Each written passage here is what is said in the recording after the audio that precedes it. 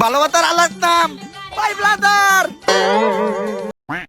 ভালোবাসা আরেক নাম ভাই ব্রাদার। এই হাবিব ভাই, তুই থাম ভাই। তোর ভিডিও দেখা আমার মাথা ঘুরাইতেছে। মানুষ ভিডিওতে ট্রানজেকশন দেয় আর তুই নিজেই একটা ট্রানজেকশন। মাথাটারে কি করে এমনে ওমনে মনে হইতাছে যে কারোটা ছিঁড়ে দিবে, মানে চুল। So hey guys, welcome back. And guys, আমাদের আজকের ভিডিওটা হচ্ছে ওমর অন ফায়ারের নিউ ভিডিওটাকে ঘিরে। এখন আমি চাইছিলাম ওমর অন ফায়ারের নিউ ভিডিওটা রিঅ্যাকশন দিতে, পরে আবার ভাবলাম যে রিঅ্যাকশন তো অনেকেই দিয়া দিছে, রিঅ্যাকশন না দিয়ে ওমর যাদেরকে রোস্ট করছে আমিও তাদেরকে একটু রোস্ট করি। ভালোবাসার আলাদা নাম ভাই ব্রাদার। তো গাইস, এই যে ওমরের এই পার্টটা দেখলেন, এটাকে আপনি অন কাইন্ড অফ রোস্ট বলতে পারেন। কারণ গাইস, রিসেন্টলি একটা বিষয় ট্রেন্ডে চলতেছে, আর সেটা হলো পিছনে একটা ভয়েস লাগিয়ে দিয়ে তারপরে কুত্তার বাচ্চার মতো লাফালাফি করার ট্রেন্ড। ভালোবাসা আরেক নাম ভাই ব্রাদার। এভাবে লাফালাফি করা ট্রেন্ড, আর এভাবে লাফালাফি করা কন্টেন্টটাকে পয়দা দিছে আমাদের সম্মানিত হাবিব সাহেব, সরি ডিজে হাবিব সাহেব। সে নিজেই হচ্ছে একটা প্রতিবন্ধী, তাই হয়তো আমি তাকে নিয়ে খারাপ কিছু বলতাছি না, কিন্তু একটা কথা বলতে চাই, আর সেটা হলো আপনার মুটকির মতো ছ্যাপ দিয়া জনি সিং দাদার জিনিসটা ঢুকাই দেওয়া উচিত।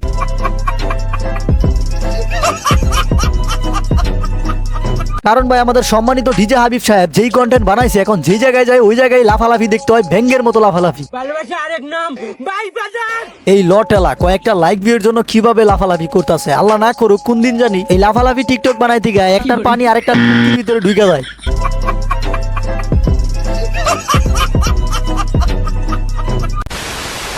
আহা, নানি নানি কত সুন্দর অভিনয় করে রে। অভিনয়ের জন্য আমার নানি সেরা রে।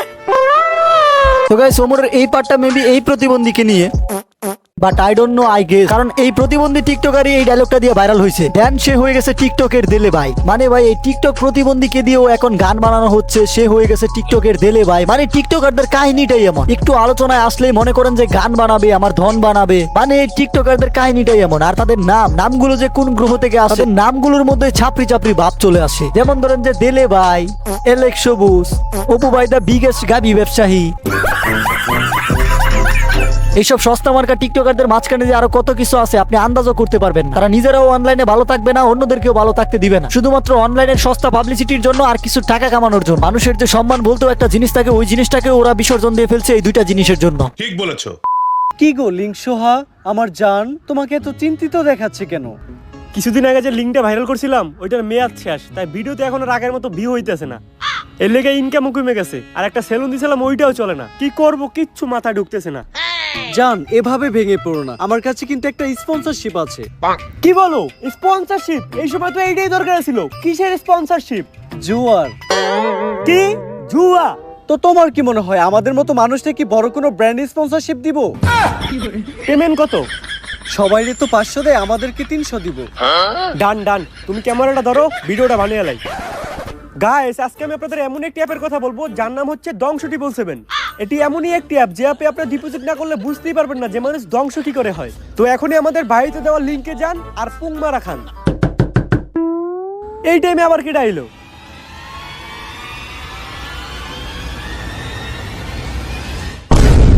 আগে চলতি তোরা লিঙ্ক বেইসা, আর এখন দিছ জুয়ায় হাত।